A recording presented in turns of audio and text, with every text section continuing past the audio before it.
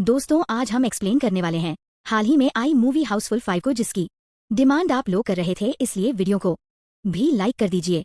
हम चलिए कहानी शुरू करते हैं। तो मूवी की शुरुआत में हम एक आदमी को शिप पर भागते हुए देखते हैं, क्योंकि उसके पीछे खूनी पड़ा हुआ था और फिर खूनी उस आदमी को पकड़कर मार डालता है।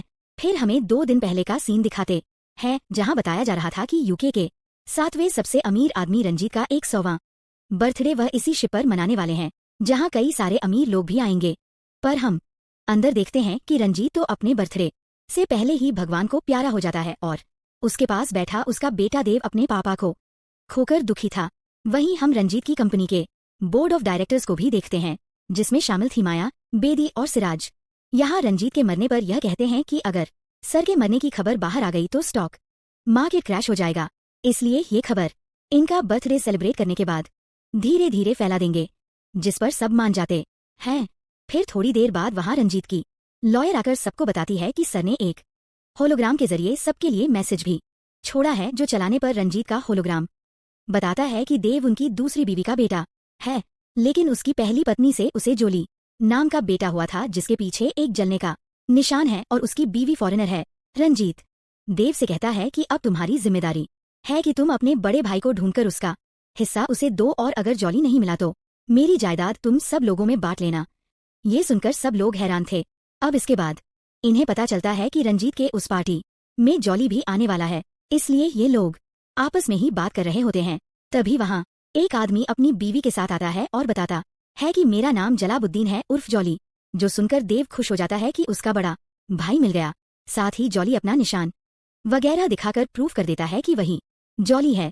लेकिन तभी वहाँ एक और आदमी अपनी बीवी के साथ आता है और वह बताता है कि मेरा नाम जलभूषण है उर्फ जॉली, और वह भी अपना बर्थ मार्क दिखाकर कहता है कि मैं देव का बड़ा भाई हूँ।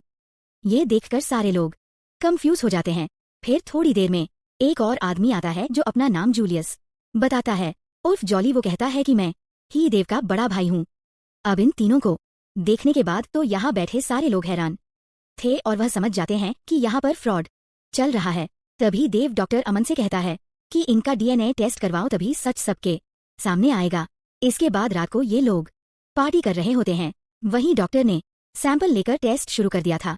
फिर जब अगले दिन जूलियस की आंख खुलती है तो वह देखता है कि वह जलभूषण की बीवी शशला के साथ सो रहा है। यह देखकर वह डर जाता है और तुरंत शशला को उठाकर डांटने लगता है कि तुम यहाँ क्या कर रही हो। फिर यह दोनों उठकर बाहर जाते हैं तो देखते हैं कि जलभूषण तो खुद जलाबुद्दीन की बीवी जारा के साथ सो रहा है, इसलिए यह दोनों यहाँ हंगामा कर देते हैं। फिर यह चारों जलाबुद्दीन को देखने जाते हैं, जो यहाँ आखिरी पास्ता के साथ सो रहा था। ये सब देखकर ये हैरान थे कि आखिर हम इधर उधर कैसे हो गए। और हैरानी वाली बात तो ये थी कि वहाँ जूलियस की बीवी कांची गायब थी, जिसके बारे में सुनते ही जूलियस से ज्यादा जलाबुद्दीन टेंशन में लग रहा था। अब ऐसा क्यों, यह हमें आगे पता चलेगा।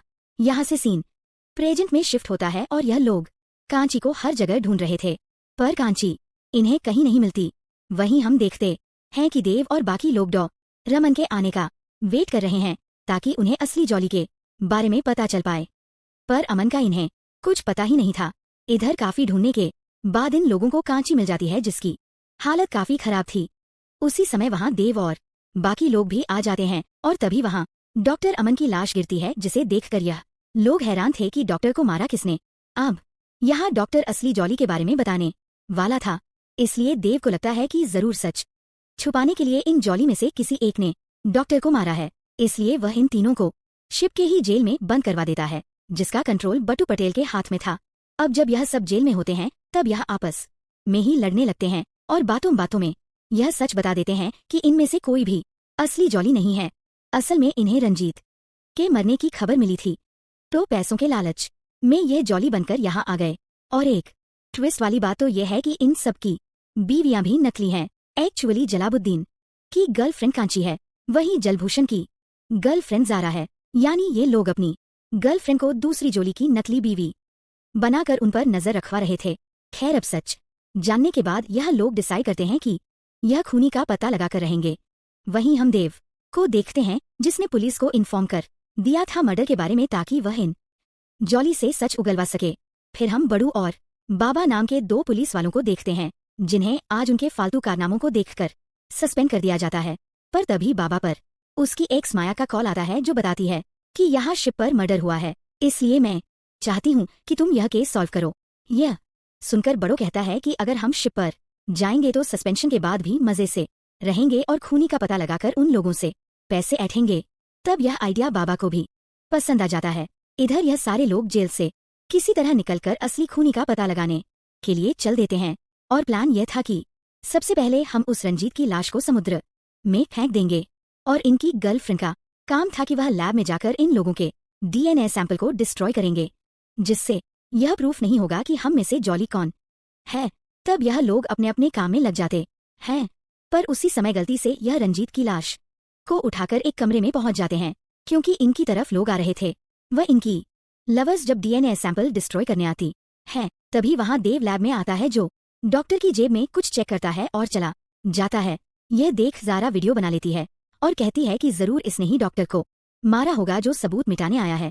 हालांकि फिर यह तीनों अपने बॉयफ्रेंड के पास पहुंच जाती है जो सबके जाने का वेट कर रहे थे ताकि वह रंजीत की लाश को समुद्र में फेंक सकें। फिर यहाँ शशिकला देव की वीडियो इन लोगों को दिखाकर कहती है कि अब हम प्रूफ कर देंगे कि असली खूनी कौन है, जो देखकर यह लोग खुश हो जाते हैं। फिर जूलियस इन सबको कहता है कि पुलिस भी यहाँ आने वाली होगी, ऐसा करो सबूत तैयार रखो, हम इस रंजीत की लाश को ठिकाने लगा कर आते हैं। और वह देव तो गया अब। फिर जैसे ही वह अलमीरा खोलकर रंजीत की लाश ले जाने लगते हैं तो गलती से वह देव की लाश को ले जा लेते हैं। असल में देव को किसी ने पहले से ही मार डाला था और यह बात इन्हें पता नहीं थी। पर देव की लाश ले जाते समय वहां बिडू और बाबा पहुंच जाते हैं जो इन्हें देव की साथंगे हाथों पकड़ लेते हैं और जूलियस इन दोनों को समझाने की काफी कोशिश करता है लेकिन ये नहीं मानते। इसके बाद इन तीनों जॉली को लाइन से पूछताछ के लिए बुलाया जाता है लेकिन बड़ू और बाबा को सच पता नहीं चलता, इसलिए अब यह तीनों जॉली को साथ में बैठाकर सच बताने के लिए कहते हैं, वरना इन्हें जेल जाने से कोई बचा नहीं पाएगा। ये सुनकर यह लोग आपस में ही लड़ने लगते हैं और गलती से जूलियस बाबा को ऊट पटांग कुछ कह देता है, जिससे गुस्से में आकर बाबा इन तीनों को ही बड़ी बुरी तरह से मारता है। हालांकि फिर बाहर आकर बड़ू बाबा से कहता है कि मुझे एक सबूत मिला है, पक्का यह किलर का होगा, इसलिए वह उसका रूम चेक करने के लिए कहता है। अब यह किसके रूम की बात कर रहे हैं ये हमें आगे पता चलेगा। फिर सारे सबूत इकट्ठा करने के बाद बाबा और बड़ू सब लोगों को अपने पास बुलाते हैं और सच बताने लगते हैं कि उस डॉक्टर को इन तीनों जॉली ने नहीं मारा, उन्हें किसी और ने मारा है। ये सुनकर ये तीनों खुश हो जाते हैं। फिर बड़ू बताता है कि असली खूनी कोई और नहीं बल्कि देव है और वह रिवील करता है कि उसे देव का ही एक सामान मिला था।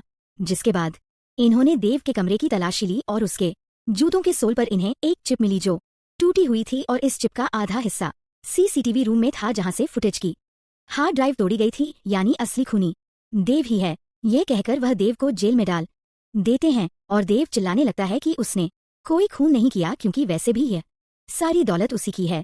पर देव की बातों पर कोई विश्वास नहीं करता। इधर जूलियस कहीं जा रहा होता है तभी उसे खून की छींटें पड़ी हुई दिखाई देती है और वहीं पास में एक छोटा सा डायमंड का टुकड़ा पड़ा था। यह देख जूलियस सोचता है कि जिसने भी खून किया है उसके ब्रेसलेट से डायमंड मिसिंग होगा, इसलिए अब उसे ऐसे इंसान को ढूंढना है। इसके बाद एक पार्टी के दौरान जूलियस हर इंसान का हाथ चेक करने लगता है लेकिन उसे कुछ भी नहीं मिलता। पर थोड़ी देर में वह शिप के कैप्टन से बातों के दौरान उसका हाथ चेक करता है और सच में उसके ब्रेसलेट से डायमंड मिसिंग था, यानी यही खूनी है। यह बात जाकर जूलियस बीरू और बाबा को बताता है और जैसे वह दोनों कैप्टन को पकड़ने आते हैं पूरे शिप की लाइट चली जाती है। अब यहाँ हर तरफ हंगामा शुरू हो गया था और ये लोग जैसे तैसे कैप्टन को पकड़ लेते हैं। उसी समय वहाँ एंट्री होती है बाबा और बड़ों के सीनियर ऑफिसर दगडू की, जिसे पता चला था कि शिप पर मर्डर हो रहे हैं, इसलिए वह यहाँ आया था और वह देखता है कि यहाँ तो कैप्टन की भी मौत हो चुकी है। ये देखकर सब लोग हैरान हो जाते हैं। फिर दगडू बताता है कि मैंने यहाँ आकर पहले ही जांच कर ली है। असल में जब उस डॉक्टर का खून हुआ तो ये कैप्टन सब कुछ छिप कर देख रहा था और इसने मर्डर नहीं किया है। जिसके बाद दगडू रंजीत की लाश को लेकर आता है जो कहीं पड़ी हुई थी। साथ ही वो इन सबको एक एक लेटर देता है जिसमें इन सबके पुराने कांड थे और उसकी सजा इन्हें नहीं मिली, यानी दगड़ो पूरी तैयारी के साथ आया था। फिर यहाँ माया का लेटर देखकर वह हैरान हो जाती है क्योंकि गैम्बलिंग के कारण उस पर करोड़ों का कर्जा था और दगडू कहता है कि पैसे हटने के लिए क्या पता तुमने ही यह मर्डर किया हो। वहीं देव पर एक हिट एंड रन केस चल रहा था जो पैसा देकर उसने हटवा दिया था। इस पर दगडू कहता है कि तुम पहले भी क्राइम कर चुके हो तो अब भी कर सकते हो इसी तरह से। दगडू हर किसी को एक्सपोज करता है और कहता है कि कल सुबह तक असली खूनी का पता मैं तुम सबको बता दूंगा, जो सुनकर सब हैरान थे। फिर दगडू सोने चला जाता है। वहीं नीचे जूलियस सबसे कहता है कि ये तो पक्का है कि हम में से ही कोई खूनी है। अगर हम उस दगडू को ही मार डाले तो खूनी भी बच जाएगा और हमें कुछ नहीं होगा। ये सुनकर सब मना कर देते हैं। फिर रात के समय एक मास्क में आदमी चुपचाप दगडू के कमरे में जाता है और उसे मार डालता है, लेकिन वहां तो दगडू था ही नहीं और यहाँ रिवील होता है कि यह मास्क वाला आदमी तो देव है। फिर दगडू आकर देव से कहता है कि असली खूनी तो तुम निकले, अब तुम्हें मुझसे कौन बचाएगा। उसी समय वहां जूलियस आता है और बताता है कि यह दगडू का ही प्लान था। असल में जूलियस एक डिटेक्टिव है जिसे रंजीत ने हायर किया था असली जॉली का पता लगाने के लिए, लेकिन यहाँ तो वह खूनी को ढूंढने में लग गया। तभी यहाँ एक और मास्क में आदमी आकर देव को मारकर भाग जाता है और जूलियस उसका पीछा करने लगता है। वहीं हम देखते हैं कि देव मरा नहीं है और वह आकर दगडू को मारने की कोशिश करता है, लेकिन दगडू उसे बुरी तरह पीट देता है और कहता है कि मुझे पहले से शक था कि यहाँ पर किलर एक नहीं बल्कि दो हैं। इधर जूलियस जिस मास्क वाले आदमी का पीछा कर रहा था वह कोई और नहीं बल्कि जलभूषण निकलता है, जिसे देखकर सब हैरान थे। फिर जलभूषण सब पर गन तान कर कहता है कि मैंने ही देव से हाथ मिलाया था ताकि जोली बनकर मैं उसका हिस्सा ले लूं और फिर आधा पैसा देव और मैं बांट ले। फिर जब देव डीएनए टेस्ट बदल रहा था ताकि प्रूफ हो जाए कि मैं ही जोली हूं तो उसे डॉक्टर ने देख लिया, इसलिए हमें उसे मारना पड़ा और यह खून होते हुए उस कैप्टन ने देख लिया था। वहीं बेदी को भी देव पर शक हो गया था कि वह खूनी है, इसलिए हमें लाइन से इन दोनों का भी खून करना पड़ा क्योंकि यह दोनों ही हमें ब्लैकमेल कर रहे थे। यह सब बताकर जलभूषण कहता है कि अब यहाँ तुम सब मरोगे और जॉली का सारा पैसा देव और मैं बांट लेंगे। लेकिन तभी यहाँ दगडू आकर उससे भिड़ जाता है और मौके का फायदा उठाकर देव वहां लगे बड़े से फैन को ऑन कर देता है, जिसके कारण यह सारे ही लोग मरने वाले थे।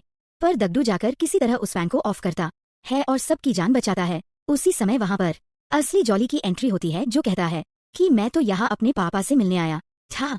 खैर अब वह रहे नहीं तो मैं बस इतना कहूंगा कि मुझे उनका एक भी रुपया नहीं चाहिए क्योंकि मेरे पास उनसे दुगनी जायदाद है और वह पैसा तुम लोग आपस में बांट लो। जो सुनकर सब लोग खुश हो जाते हैं, पर देव और जलभूषण उदास थे, जो कहते हैं कि जिस पैसों के लिए हमने खून किया वह तो इन लोगों को ऐसे ही मिल गया। फिर देव और जलभूषण को जेल में डाल दिया जाता है। वह दगडू बाबा और भीड़ू की नौकरी उन्हें वापस दे देता है और पैसा मिलने के बाद यह सारे ही लोग अमीर बन गए थे। यहीं पर यह मूवी खत्म होती है। दोस्तों, आपको ये मूवी कैसी लगी कमेंट में बताना।